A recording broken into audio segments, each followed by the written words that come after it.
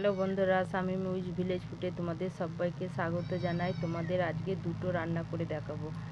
একটা রান্না করে দেখাবো মাটন কষা, আর একটা দেখাবো তোমাদের ঢ্যাঁড়স পোস্ত।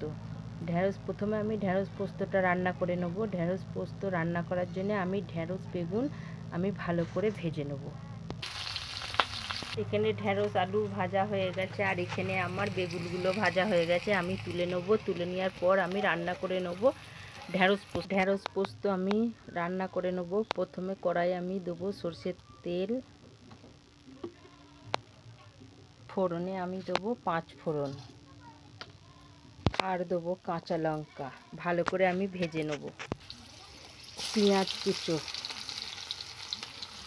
ভালো করে আমি এটা ভেজে নেব। ভালো করে সব কিছু আমার ভাজা হয়ে গেছে। আগে থেকে ভেজে রাখা সবজিগুলো আমি এর মধ্যে দিয়ে দেবো। দিয়ে ভালো করে নেড়ে চেড়ে আমি নেব। আর দিয়ে দেবো পরিমাণ মতো হলুদ গুঁড়ো, পরিমাণ মতো নুন দিয়ে সব কিছু দিয়ে আমি ভালো করে রান্না করে নেব। বেটে রাখা পোস্ত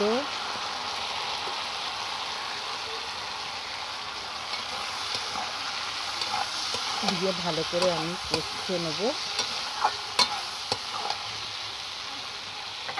পরিমাণ মতো জল,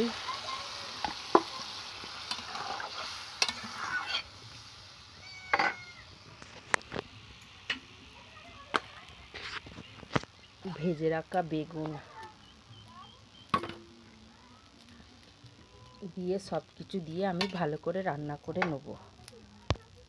পোস্ত রান্না আমার হয়ে গেছে। আমি কড়াইটা ফ্যাপসা রান্না করার জন্যে কড়াই বসিয়ে দিয়েছি, আর কড়াইয়ে আমি সরষের তেল দিয়ে দিয়েছি।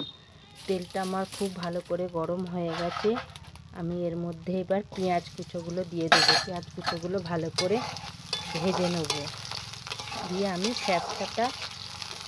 ফ্যাপসার ভুনা করে। পেঁয়াজ আমার ভালো করে ভাজা হয়ে গেছে। আমি এর মধ্যে এবার দেবো আদা বাটা, শুকনো হলুদ গুঁড়ো, লঙ্কা গুঁড়ো, জিরের গুঁড়ো,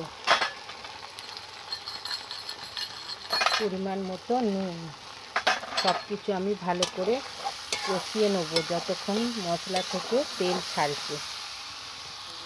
মশলাটা আমি খুব ভালো করে কষে নিয়েছি। আগে থেকে কেটে রাখা ফ্যাপসাগুলো আমি এর মধ্যে দিয়ে দেবো। ভালো করে আমি আরেকটু কষে নেব।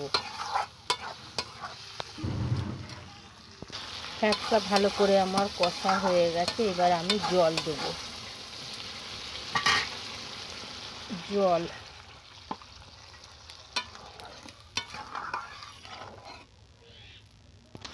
ফ্যাপসা ভুনা আমার হয়ে গেছে। এবার আমি ঢেলে নেব।